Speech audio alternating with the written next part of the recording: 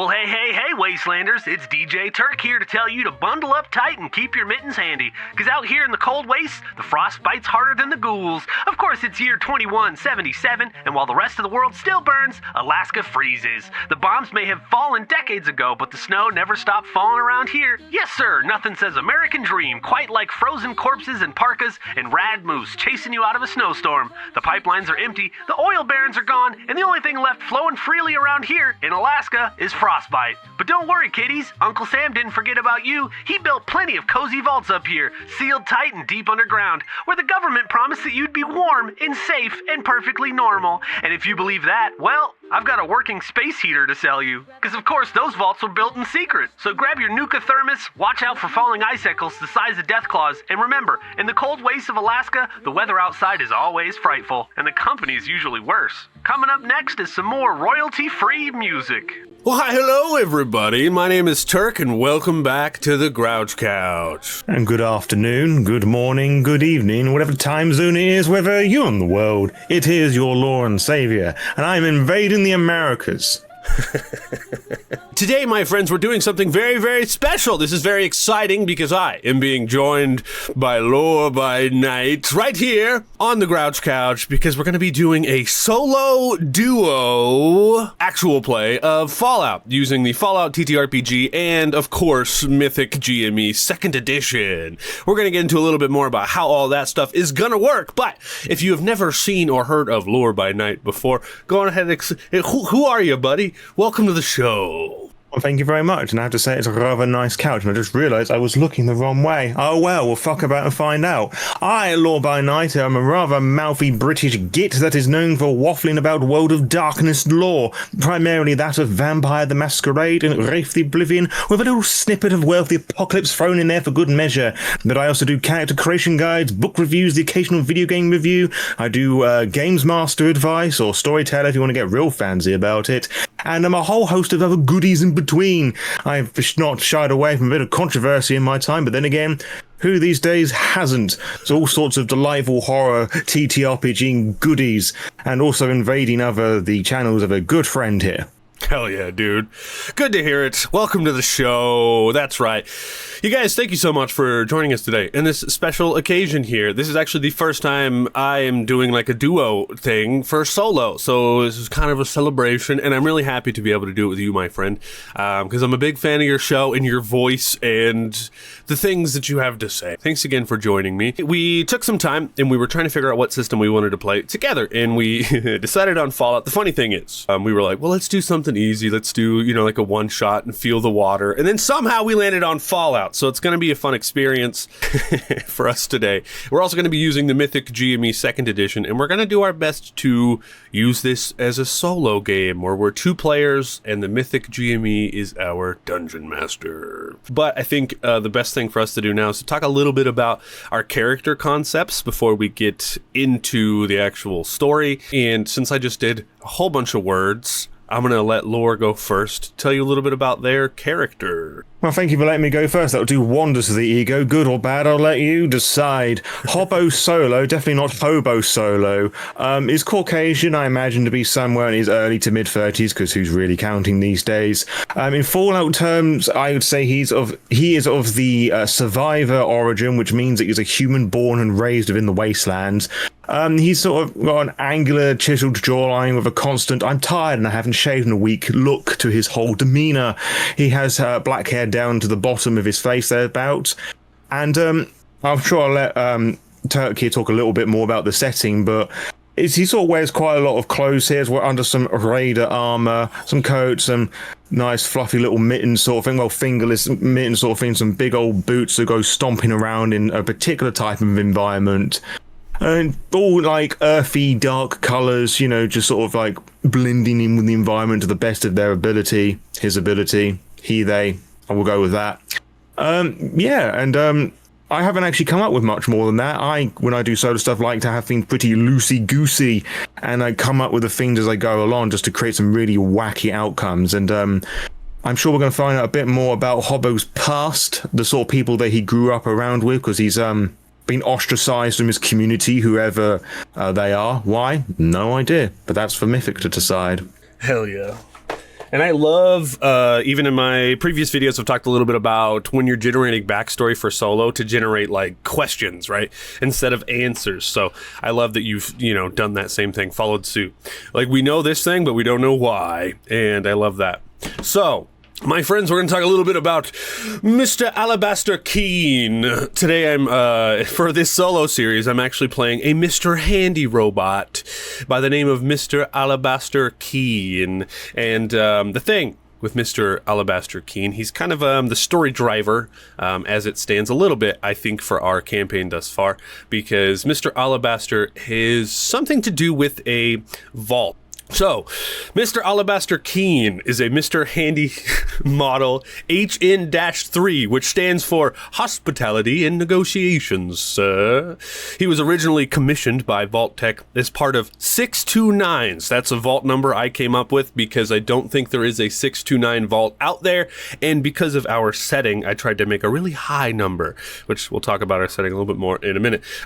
He is a luxury integration program robot. He's there for high-profile conversation and conflict de-escalation, which I'm hoping has something to do with the vault experiment that was happening in 629. He was there to be very charismatic and keep things very calm and chill in his vault.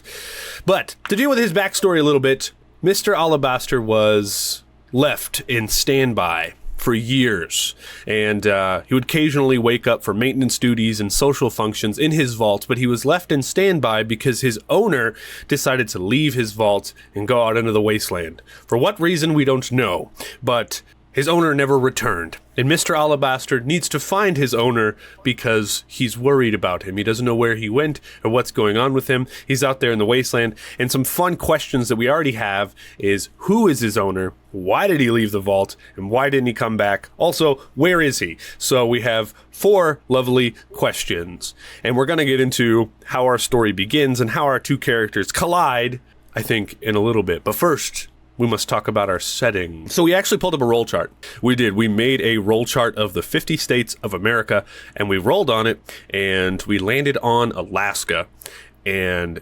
we were both like, that's awesome. That's a perfect setting state. That's exactly what we want. There's a couple of like cold environmental roll charts in one of the books as well that it's going to help us out, but playing in Alaska, I think, it's just perfect. The cold waste, I think, is such a fun setting. And that's why Hobo, I'm going to have to get used to saying that, is all dressed up in undercoats and fingerless gloves and stuff like that. The Alaskan Fallout world. And that's why I decided to pick a vault number that is so high, because I think here in Alaska, all the vaults are like in the 600s. Makes total sense. I like it. Although, before somebody swoops into the comments, because I know that someone's going to, because I've had this myself.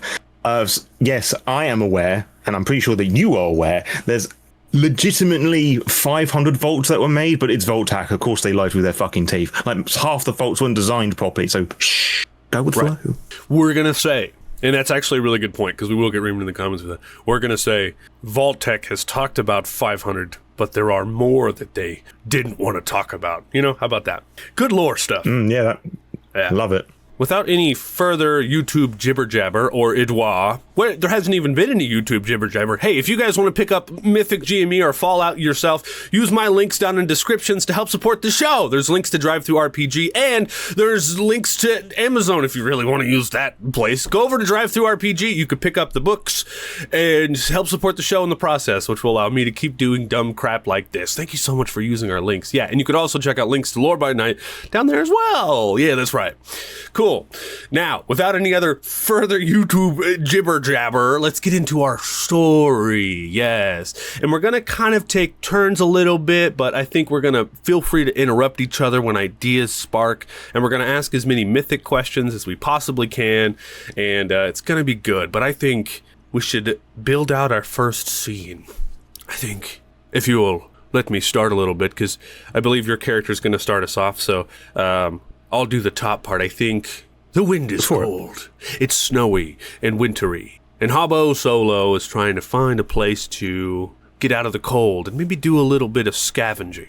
And that's when he comes upon a vault. A vault numbered 629. Of course, he might not know that yet, because he just found an entrance, a small entrance, down into a vault. I like to think from that description how you described that he kind of felt, literally or otherwise, into that. It's like deep in a cave. It's a bit secluded from like perhaps an ongoing blizzard sort of thing. It's howling, it's screeching as he's having to cover his eyes and like go through. He perhaps trips and stumbles, thinks he's found into a cave, feels a bit of a draft that comes behind him, feels that, oh, there's another entrance to a cave. He walks through, and as his boots change from snow to rock to metal, he sort of stumbled upon one of these vaults he's probably heard about in his time. Whether he's gone in one in the past is, we could decide that with Mythic, or we can just like hand wave that for another time. But is that our first question? That's solid.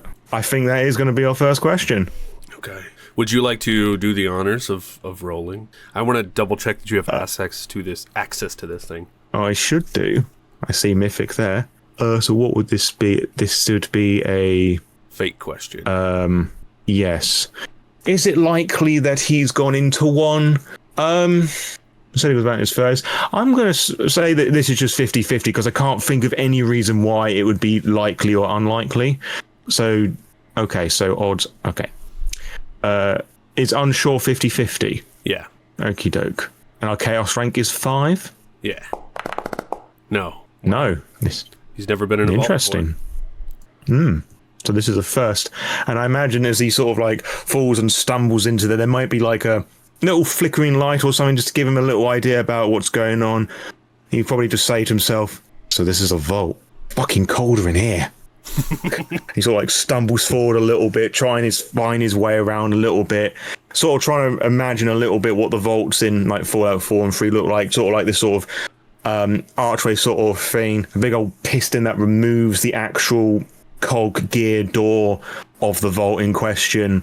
Looking around a little console, I suspect there might just be a few skeletons about, or are there any skeletons about, or it's like, has everybody buggered off?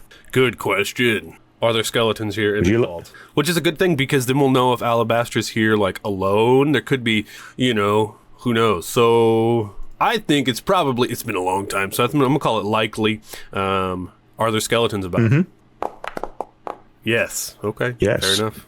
I imagine just like a mixture of like vault scientists, like lab coat sort of thing. Maybe a few people in like the vault dweller suits a little bit. He has a look around and seeing like the numbers just stitched on the back.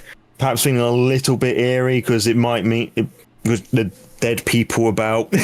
But it might also bring a little bit of comfort because I think it may imply that there isn't anybody else here, because if there were people living here, they might have cleaned the place out a little bit. Right. And I mean, he's probably heard of vaults, right? He's an experienced, guy, and there are vault dwellers out there in the world, so he's probably heard about them. So this probably isn't like his first time stepping into one of these things. But what I would like to do, actually, because I want to learn a little bit more, maybe about the vault experiment happening here in 629, I would like to roll a descriptor before you enter actually into the vault, because it might give us something of something. Absolutely. So we could do one each and like combine the words and see what happens. Sick. Sounds good to me. Aggressively fresh. Damn. See, the thing that comes to my mind with that despite the bodies about, there might be like bits of blood splatters up against the wall. Like things that I know that might not and they might not be connected to the experiment per se, but that's like the image that comes to my mind is, which I don't know, it might help. Yeah. I'm debating now if I even actually want to roll, because that's so good. We don't have to decide straight away. We can explore a little bit. Element meaning locations. And see what happens. Small, mobile. What? Small, mobile. And that was for what location? Maybe this is how you get in. It's a really small hole in the cave, perhaps, or maybe the entrance is kind of small. Maybe it could be flooded or something, and it just feels a bit cramped. Or maybe inside of the vault, all of the rooms are really small. It's something to do with the experiment itself. So he was meant to de-escalate things. So maybe this vault was purposely made super small. So all the rooms are tiny. There's tiny little broom closets. So everyone was always bumping into each other's shoulders and getting pissed off. But he was there to try and de-escalate it. But I have no idea about mobile. Well, that implies the inverse, that people weren't very mobile. It kind of sounds a bit like a very heightened prison environment. Yeah, very mobile. And we think about the Vault-Tec were designed to, like, prepare people for the next stage of life, and depending on who and what you listen to, it's apparently everybody was meant to be sent up to the moon or something.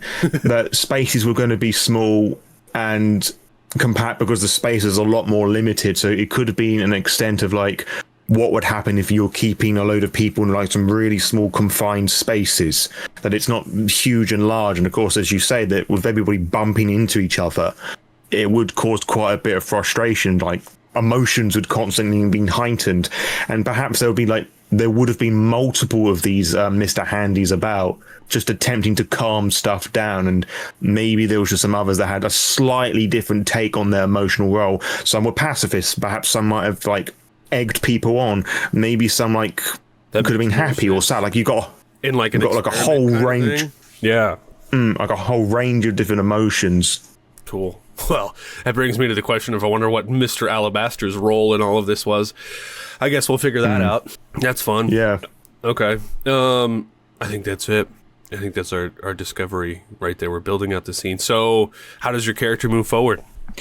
I imagine, well, from what we've been saying, I imagine, like, he's really having to keep to his arms to himself, sort of thing, even with just, like, the one person there. He's having a look like tiny little kitchen, tiny little bedrooms about the place, no real leisurely spaces. Maybe there can be, like, a courtyard that's, like, a size of a living room sort of thing, so there is a bit of space to let the inmates, residents, walk about and stretch their legs a little bit.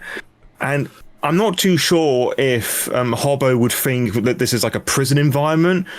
The thing that's coming to my mind, he's thinking, like, do they raise children and only children here? Like, maybe he's just come to one entrance of the vault and just think, like, maybe it will just open up somewhere. Maybe he just walked into a children's residence sort of thing, or just hoping for the best. It's so funny. They've shut my Mr. Handy down. He's in standby. And what I would love to do is just ask yes or no every time you go into, like, a room or maybe like a broom closet or something like that, to see if that's where you find my character.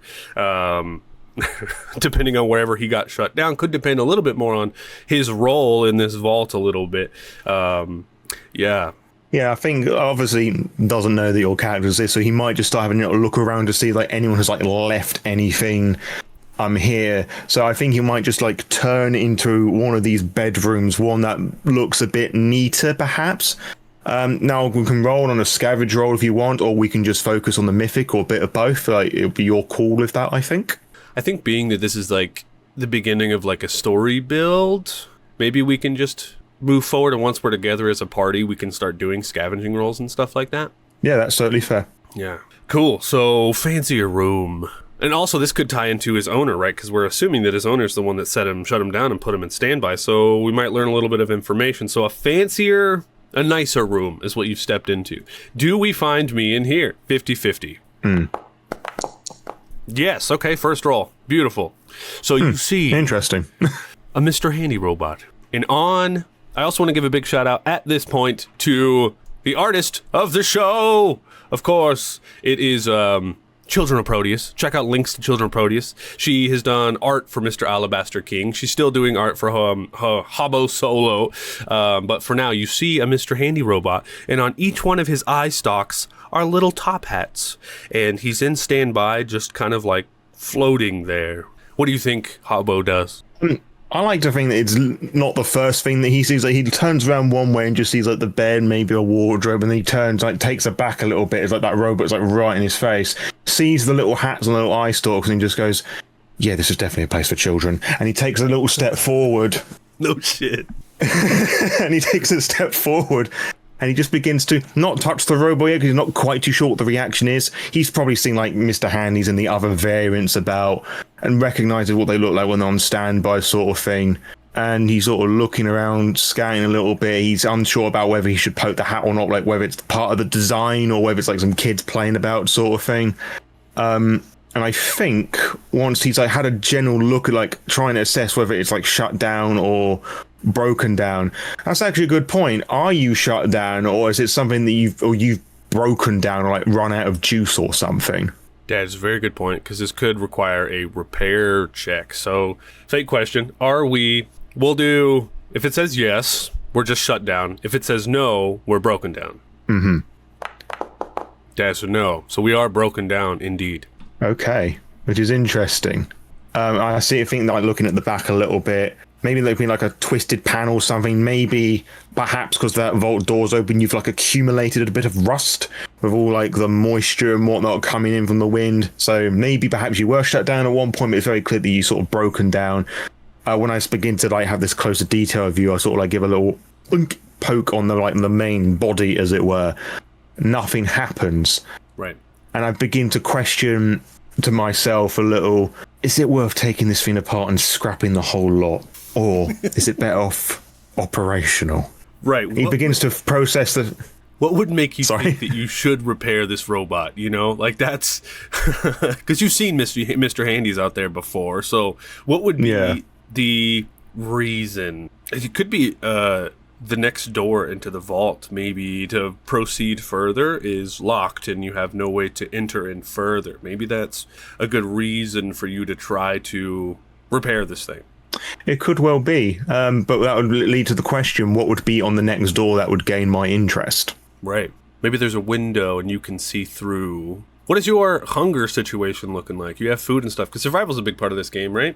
Yes, it is. Basically, if I haven't eaten for the last hour, I become peckish. So after 4 hours I've been peckish. Actually a good question, because I could either be starving or hungry or peckish, full or satiated. How many is that? 1, 2, 3, 4, 5. We could roll a d6, and whichever one that lands on would determine how hungry I am. Here we go. That's a 1. Yeah, so I'm full. Okay, never mind then. Nah, you're fine. Well, that's good to know. Yeah, so I like the idea. Maybe... See, because I don't want to say like, oh, there's a weapons fiend in there, and I could just like pick up guns and stuff, because that just seems like a bit broken from the get-go. Do we have a random loot chart? Maybe we can roll on a random loot chart and you see something in the window. Yeah, there is. If I just refer to the GM screen booklet, I just have to have a look to see, because I believe there's like a general random one that we can pick from. Sweet. As well as like separating everything out. Okay, so there's the other found items, which is basically everything else. So you can roll a d20, and depending on what that gives, it'll let me know what I may potentially see. That's an 11. 11, I see food. Which is important, you know. I may be full now, but okay. So I'm going to roll 2d20 and see what is making up the majority of the foods seller thing here. Yeah. So 4 and a 2, that makes 6. Okay, it says institute food packets. So like preserved food, I'm presuming, without looking at the book exactly. I should probably have a little look to see what that entails, but that makes sense that you've got like packaged food in a vault environment and in a prison vault environment for that fact too. I love how much we've already learned about this vault. It's very cool. And it's one of the reasons why I love playing Mythic and stuff. You just go in with no idea, and then we've already learned so much just from a couple of words. It's very cool. Yeah. I found the description. I'm going to find the table to see like how much it would restore if we had a little nibble. Where are we? Oh, it's beverages. I've gone too far. And it's also really fun because my character doesn't know anything about this, and we're just sort of building it around us. So hopefully when I turn you back on, you may be able to help me out a little bit. Yeah. Institute food packet. It heals 5 HP. And its description says, a small white box of food marked with a symbol of the Institute. So we can probably change that to Vault Tech, because Institute's like the theme in Fallout 4 with the simps and whatnot. Each box contains enriched ration bars filled with essential nutrients. Each ration bar contains your daily requirements of 40 different vitamins, minerals, and nutrients, which are listed on the back of the box. So yeah, basically, these resident prisoners sort of thing were probably not being fed proper food either, just like these little vitamin bars sort of thing, and this just little cupboard that is just probably just filled with a lot of them, or some. We can roll a d20 or something to see how many I'm able to take away with me, and I'm just thinking about, I'm going to need food. So I then turn back to the robot and just think, all right, let's get this thing back on, then see if it can help me out. So I think that's warranted the first repair roll. Skill check of the game, friends. This is very exciting. Yes, and this is a tag skill of mine as well, which means that usually with the 2d20 system that you're wanting to find the target number of the ability and the skill, which is your special stats if you play the video games. So you're looking for the number or below, and if it's, I believe it's a 1, that would count as like a crit, which would gain you another success. But as my repair is the tag skill, and I've put 3 in my rank for that, I can count, it means that 3 and below becomes a critical as well, which gives me an additional success. But let's see what happens. What would you say is the difficulty for turning you back on? I say we roll a d4, right? And the higher the number will say how messed up I am. And yeah, that seems fair. Is a good difficulty balance there. I rolled 4d4. Hold on, sorry, ignore that. So I'm going to need a lot of detail. So 2. Okay, so that basically means I need to get 2 successes in order to like properly get you back up in order. I could spend an action point to get myself another d20. Which also brings on to the thing that we talked about when we were making our characters. Are we going to be starting with 2 action points between us, or are we going to have the idea where we're going to give ourselves 4 because it's only just us 2? I think we're going to start with 4, and as everyone can see down here at the bottom right of the Foundry VTT, you can see we're keeping track of those. So we do actually have 4 down there already. Okay, well, if it's all right with you, I'm going to spend one of those points so I can give myself 3 d20. Yeah, let's do it. All right, that's selected. Let's hope for the best. That was a disgusting roll. That was so bad. Yeah. Wow. Taking down one of the party. So I believe I can spend a luck point to re-roll that, or I think I can spend another action point for that, seeing if there was anything on the GM screen, which I have set up next to me, to see if there was anything for that. I'll just have a look. It's fairly early on in the core book, which is actually one of the great design choices with this. Like, all the rules you have is within the first chapter. How much luck do I have? 5. 5? Yeah, I think I can. How much can I actually re-roll with luck points? You may spend 1 or more luck points to re-roll dice in a dice pool you roll. Okay. So I think because I need the 2 successes, I'm going to have to spend 2 luck, and I actually have no idea how to do that with Foundry. Well, what you can do is just re-roll it, and then we can just subtract the luck from your luck point. Okie dokes. Yeah. That probably work. I was hoping that there would be like a little thing here. Maybe it's on status. I just want to have a little look just before I do anything I'll later regret. Nice. Nothing on the status, or nothing on the abilities. Oh, it's on the top right. Okay, I didn't see that. Cool. So yeah, I'll... Yes. I don't know why I did that. Don't worry about that. Ignore that. Consider it ignored. Alright, so rolling 2d20, and I'll remove the luck points when I roll it. Sweet. Dude, that helps. Sweet. Yeah, that was just what I needed. So the way that I'm imagining this is that if I treat it like a pushing the roll sort of thing, I'm having a look around and like maybe like a little spark or something like hits out, and I'm not working in great conditions either, and I don't exactly have the parts to do this, so I'm employing my perk jury rigging, I guess, and just having a little look around, like folding bits into place, like maybe jump starting the robot sort of thing, like a really hodgepodge dodge at this sort of thing. Nice. You can repair, and I think after a while, spend any components. However, the repair is temporary, and the item will break again. But you did the luck points in the reroll, so it's kind of just like a narrative kind of thing. Very cool. Yeah, and this is how I'm explaining the fact I'm able to put together the robot without like any metal or whatnot as well. But I don't think it'll be fair like to give you a complication like that. But yeah, after a little bit fiddling around, like jump starting the robot, like you sort of like whir into place, the little jet thing that like keeps you afloat, like whirs up. I take a stand back, like instinctively put my hand on my pipe gun pistol thing. I don't draw it yet. I'm just waiting to see what the robot does before I take any shots. So as Mr. Alabaster King comes to life, I kind of want to know like when he was put into standby and like because I feel like as he comes back to life, he still thinks he was like talking to his owner, possibly. And so I want to know if he comes out of this finishing a sentence. And I'm just going to ask yes or no. I'm going to call it pretty likely. Yes. Okay. Nearly certain. Very yes. So I'm going to try to do my best Mr. Handy voice here. And as he comes back to life, he's like, "No, sir. Please wait, sir. Sir. Oh, hello, sir." And I think he has a little pincer. So I think he like does a little top hat thing.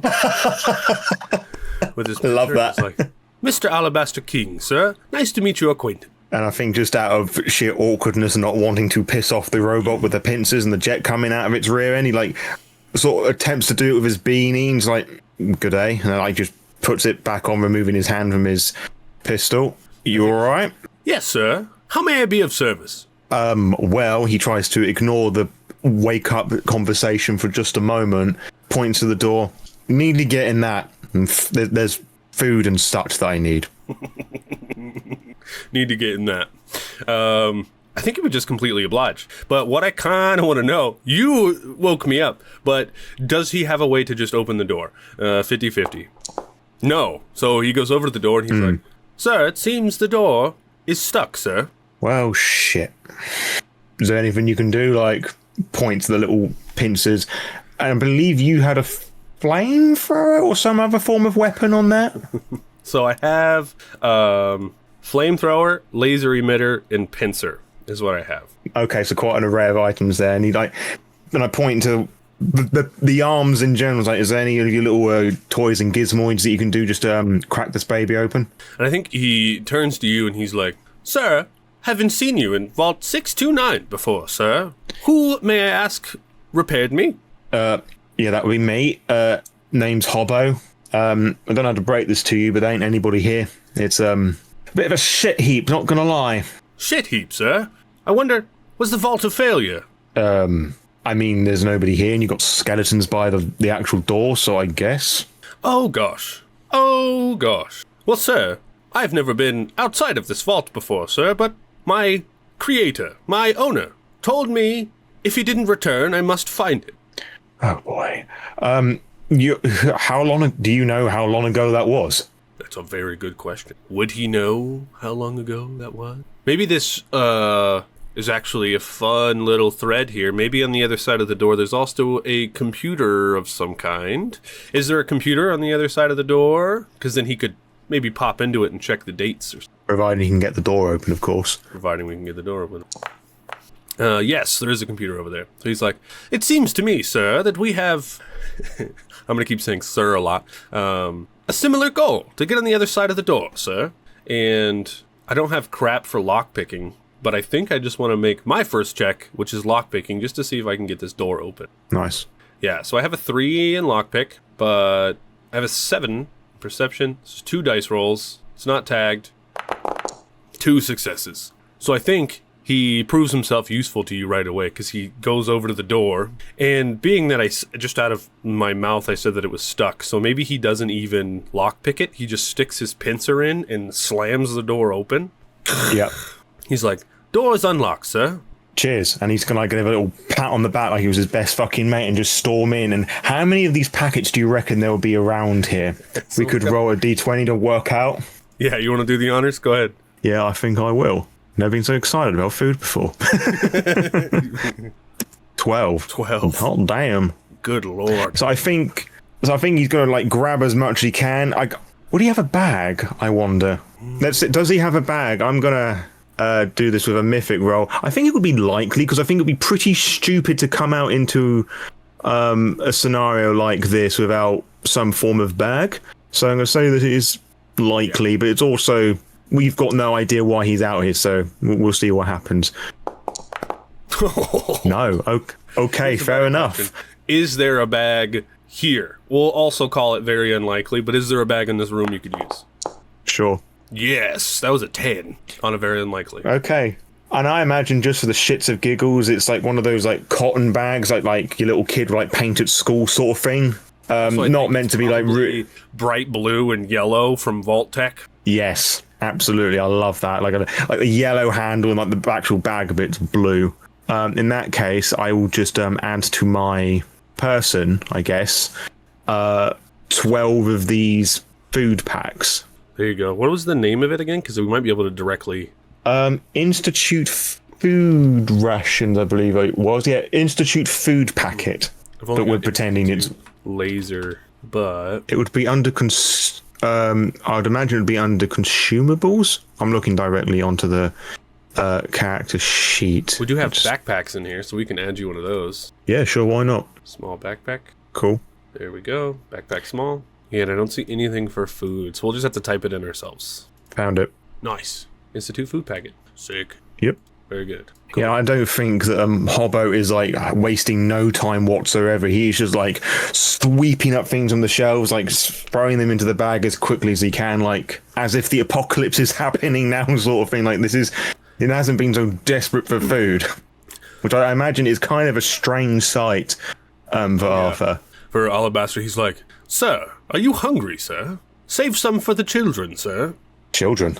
Yes, sir. The children in the vault. Mate, we're the only two here. You keep saying that, sir, but... Well, I guess I'm not fully understanding, sir. Will you do me a favor, sir? Seeming that I don't have fingers, and hack into the terminal, sir. Let me know what the date is. Not the best tech wizard in the world, but I'll do my best. So that would be a science roll. Yeah. Which I have no ranks in at all, so I'll be rolling just straight intelligence with this one. Interesting question. How difficult would you think this would be, so we can just determine the difficulty of that? Let's do another D4. Given it's food, I wouldn't have thought it would be particularly difficult, because I imagine the computer that's in here is purely from like a logging sort of perspective, but I could be mistaken, of course. That's actually very true. This could be like a kitchen area. Is this a kitchen area? Nearly certain. That's a 0-4. Yes. So I guess we'll just call it 1. I think 1 success will get you going. Yep. Sure. Nice, dude.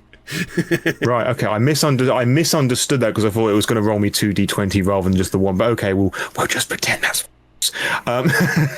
So I think it's just a very little sim. I imagine this thing's off, and I hit the thing, it doesn't quite come on, and just like in the ye old days, I give it a good smack on the side because they're quite chunky terminals, and the thing whirs on with that fuzzy greenness that emits. And I imagine this is like.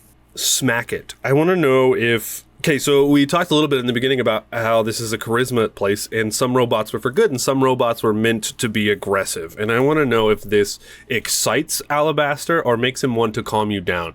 And I'm going to call it 50-50. So on a no, he wants to calm you down. And on a yes, he's very excited about you smacking the terminal.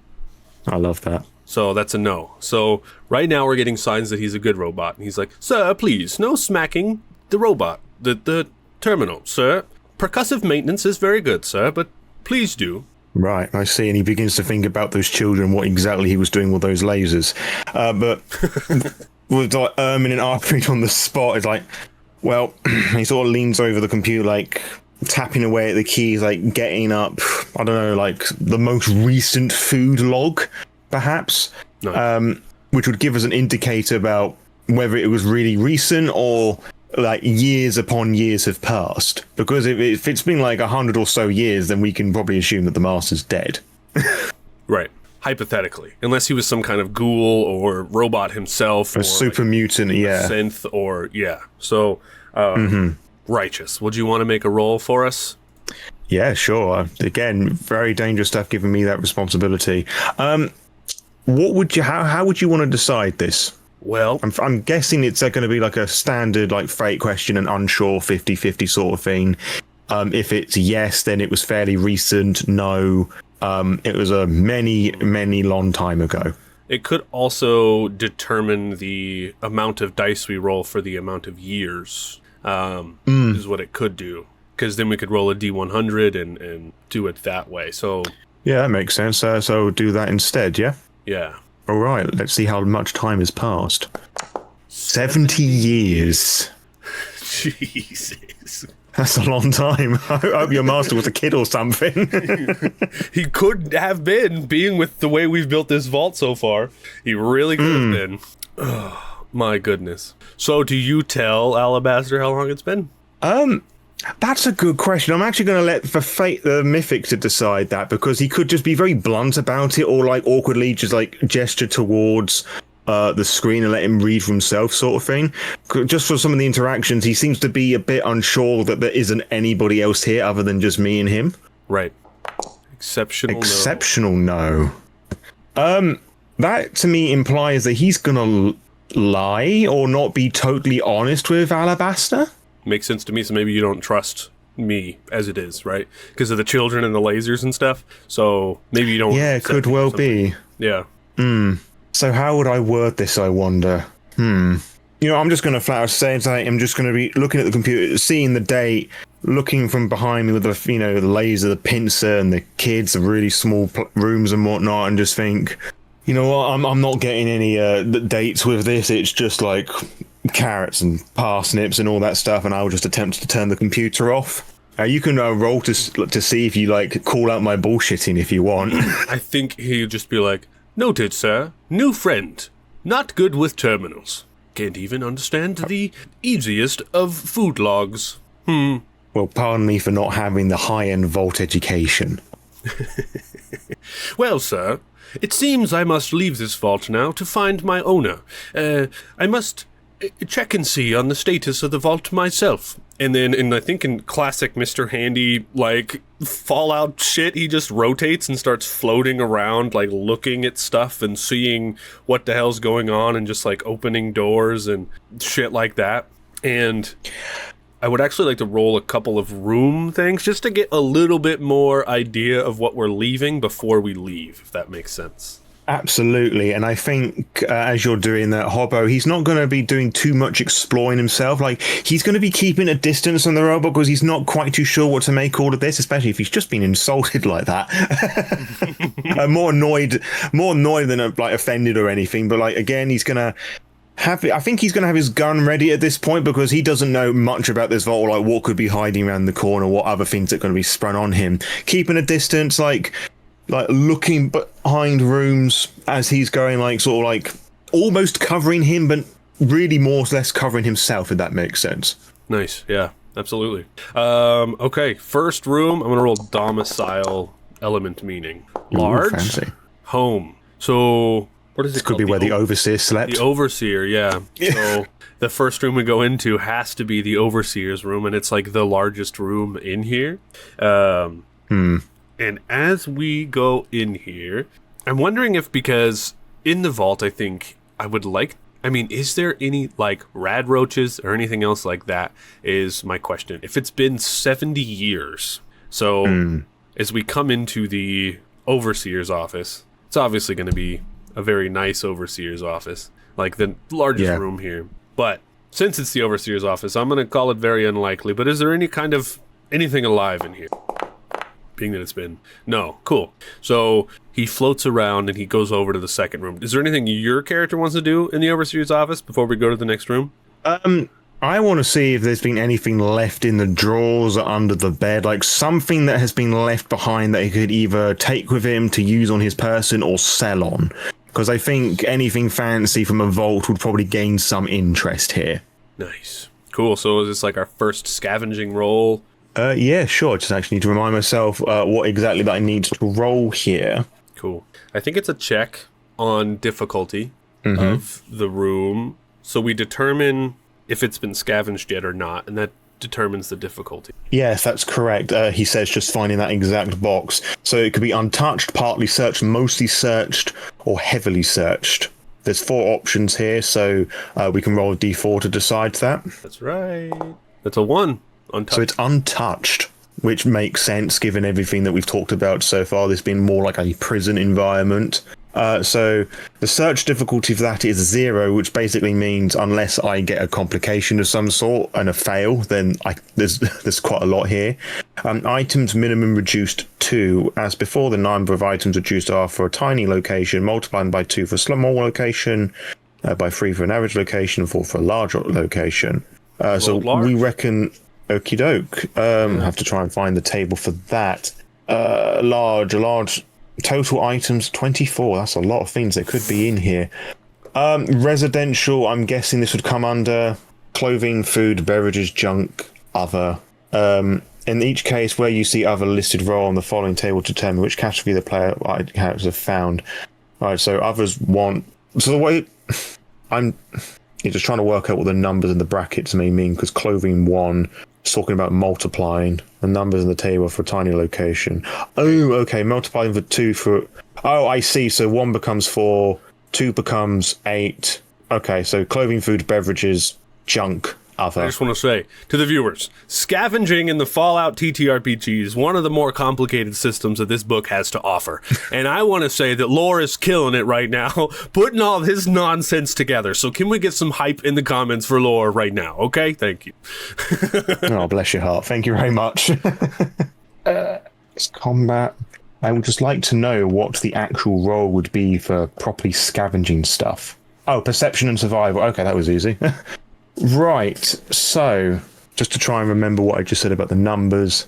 Okay, so it represents each number I find. So as this is a large room, clothing, we find 4 items of clothing, 4 items of food, 4 items of beverages, and 4 items of other, and then 8 items of junk. So in that case, I'll just go through them in order, and this will be the time-consuming bit. Cool. Rolling on clothing first, which I believe is one of the many D20 rolls. Would you mind doing that for me, just so it can speed up this process a little bit? Absolutely. Should we do your perception survival check first, just to make sure there's no complications? You know what? That would be a really sensible thing to do. It's a roll of 0, but... Okay, so... Yeah. So, fortunately, I've got some in that. Tribute skill, complication 20... I'm not too sure what the theme's here. Okay, so... Rolling the standard do D20, hopefully we won't get anything shitty. Cool. No successes. 0. No successes, but no complications. That's the important part. Cool, I'm ready to roll. Yeah, that's my understanding of it anyway, and if it's wrong, up your dosage of copium. So, for clothing, which I can't seem to find in here, there's got chems, we've got weapons, we've got food. Oh, random clothing. Okay, so if you could roll for me 2d20... That's 2. Holy shit. That's insane. What? Yeah, I know alright, so that means that we find in a thing, okay, so it's a hazmat suit. Nice. And there's 4 of them. Which makes me think that maybe that there were other important individuals experimenting here. Within... Yeah, you had the overseer, maybe 3 lackey sort of thing. So maybe somewhere further down the vault there was something that could have potentially gone wrong, or they were just really fucking prepared for people trying to escape and radiation leaking in or something. Okay, I don't think I need all of them, personally. And of course you won't need any either, because you are a robot and you are immune to radiation damage, because, you're a robot and you don't need to breathe, innit? And also, I've got a little tiny bag, because I don't think I could carry a whole hazmat suit with me, which is the thing. I think I will just... keep rolling so you can make your decisions, because, yeah, it's a good idea. Okay, so the next thing I said that we were going to roll is food, which is another, I believe, do 2d20? 12 and 6. Which gives us the result of 18, which gives us... pork and beans. I don't remember if that has any other effects, but obviously that's more food, which may be useful. Beverages, again, 2d20. 7. Damn, what a contrast. 7 gives us Nuka Cherry. Some drinks would be nice, because we have to keep hydrated as well, or rather, I have to keep hydrated. And what is it next? Junk, which I also believe is 2d20. It is total 22. Okay, so I'm counting this with the random oddities and valuables table, unless there's a specifically junk items table, which I don't think there is. Wanting to double check. No, there is not. Okay, so that was 22, which gives us a holotape player. And because this was the items that had the 2 in the brackets, there's 8 of them. Oh, and there is also an others table. Oh, others table is the others found items. Okay, so could you roll for me a d20 and see the last thing that we find? 7. Which is more clothing. So 2d20, please. The worst one. She's 24 in total. 24, and that gives us 24. What we find in here is military fatigues. Okay. And there was 4 of them, so perhaps not quite riot gear, but maybe there was like some, I don't know, like, if that's a weird thing to find in here, but hazmat food I can understand. The luxury food items make sense. The holotape player might make sense because they may receive things in like Vault-Tec, like to play or whatever. I'm thinking like maybe they were pushing to the limit these people. You know what I mean? Just to see how far to the edge they could push them, and they had these military fatigues just in case something went absolutely wrong, which I think is cool to me. But the holotape player is fun, and I want to ask a fake question to see if there's a holotape in it. Oh yes, and there's 8 of them as well. Oh, there's 8 holotape players? Yeah, if I was reading the table correctly, because all the things had of brackets 1 meant was timesing that by 4, which gave us the thing of 4. But with the random junk stuff, so that was brackets of 2. Yeah. If you flip open all these holotape players, I'm going to say it's pretty likely there's at least 1 tape in all of these. Okay. And that's a yes. And what I would like to do, I mean, there's a chance it's music, but also there's a chance it's a recording from the Overseer, and I'm going to call it nearly certain that it's from a holotape from the Overseer. That is also a yes. Very cool. I would love to get a character meaning descriptor about maybe what they were talking about. We have conversations in here underneath element meaning characters, and I'm going to roll that as well. Nice. 52. Inform gentle. Inform gentle is what's going on the tape itself. So we could put that in our back pocket. If you think Hobo is interested enough to listen to this holotape, we have it, and we have the descriptor. Okay. I'm just trying to find what the items of clothing do, because I want to see if the military fatigues offer any form of protection. Because if so, I think you might be able to recognize that enough just to know that... Here, I pulled it up. So military fatigues is in the items thing. Clothing, so it has 1 energy resistance. It weighs 3, costs 12. 3 energy resistance, did you say? 1. Oh, 1.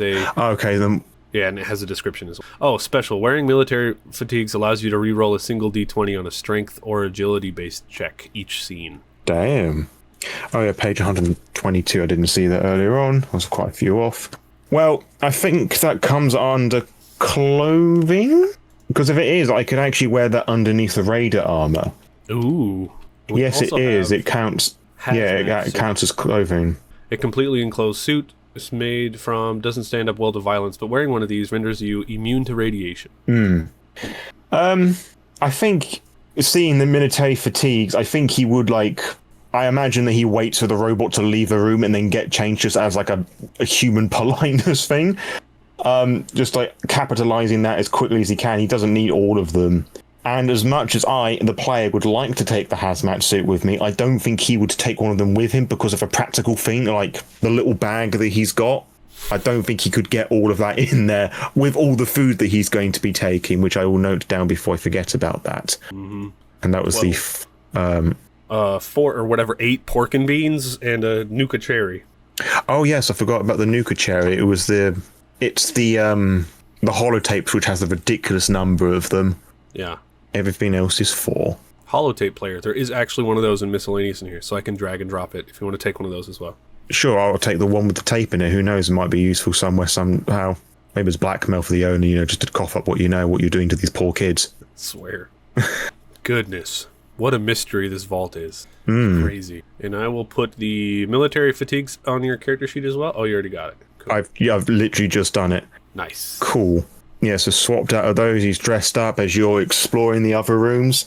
He's packed away the food. He's got one of the holotape things and the play and the little cassette in there that he may play back with or without Alabaster present. But I think that he could get a few caps from this at the very least, because it's like valuable tech that somebody may appreciate. If we decide not to come up with our own reason for this holotape, what it says, anybody watching, if you want to leave a comment, and at the front of the comment say, the holotape says, and type us out a paragraph, we'll take the best one, and maybe it'll be the intro to the next episode, all right? Leave us a comment. Sounds like a good idea. Of what the holotape says. Your 2 keywords are inform and gentle, and they're coming from the overseer of this vault. Hell yeah. Okay, nice. And I want to do one more room before we leave out of this vault here. So we're going to do one more element, meaning domicile. Dark, small. So a dark and small room that he goes into. Maybe this is kind of just like a sign, because as he opens up the next room, it's the rest of the vault, basically. It's small and dense, and the lights are out, and they're flickering, and it's dark, and he sees some of the skeletons that you've seen previously, and I think, as we previously stated, there's a lot of small little, like, living rooms and stuff like that. How many rooms are there? I'm gonna roll a d4 to tell me how many d6s to roll. Okay. There are 13 little dark rooms. So, I think he gets to the end, back to the entrance, and he turns around, and you've been following slowly with your gun, kind of, you know, you've changed now, and he turns around and he goes, let me change the scene here. Sir, it seems you're correct in your findings. Sir, even though you are not good with terminals, it seems you're very perceptive. I may not know how many years have passed since my owner has left me, but I do know that I must find them and ensure their safety. I appreciate the praise, and he, like, holsters his gun away, just like feeling there's a neutral trust starting to build, I guess. Well, for what it's worth, you know, you helped me out. I'll do my best to help you out and find your owner, whoever, whatever they may well be. You scratch my back, I scratch yours, you sort of thing. Do you understand that expression? Not entirely. I do know, sir, you have a back. Would you like it to be scratched? And he holds out his pincer. Doesn't matter, a little clink clink. No, not right now. I mean, like, you look after me, I look after you. You get it? More understood, sir, yes. Well, today I will be leaving out of the vault for the first time, sir. Will we be traveling together? Yep, that was what I was kind of implying, yeah, but just to let you know, the blizzards and whatnot, and anybody that gets lost is going to be the least of your worries. The radiation has done things to both the people and the wildlife, so expect the worst, multiply it by 10. Well, sir, if back scratches are involved, I think we'll be just fine. Is that the expression? No, fuck it, yes. Spot on. Very good, sir. And I think he whips out his little thing and pushes the button to open the vault door once again. And I think visually we see a silhouette of a survivor and a Mr. Handy with top hats as the light shines into the vault. And that's where I think we're going to end our first little episode, I think. Good introduction. Hell yeah. Yes, I agree. Hell yeah. You guys hate. So much drama and suspense already. That's what you have in store right here on this here series. How many episodes are we going to do? I don't know. That's up to you guys. Make sure to leave a like on the video and a comment about things, right? Ideas, right? What the fuck's going on? We don't know. But one other thing you should do is go down in the description and you should check out LorebyNight, yeah? In a few minutes, there might actually be a little circle that pops up on screen with their head on it, and you can click that bad boy as well. That's right. And use links down in the description. Help support the show. I don't know how to do outros. You do it. Well, until next time, farewell. Hell yeah. Take a seat on the couch and roll initiative. Roll on that, weirdos. See you next time. Like, share,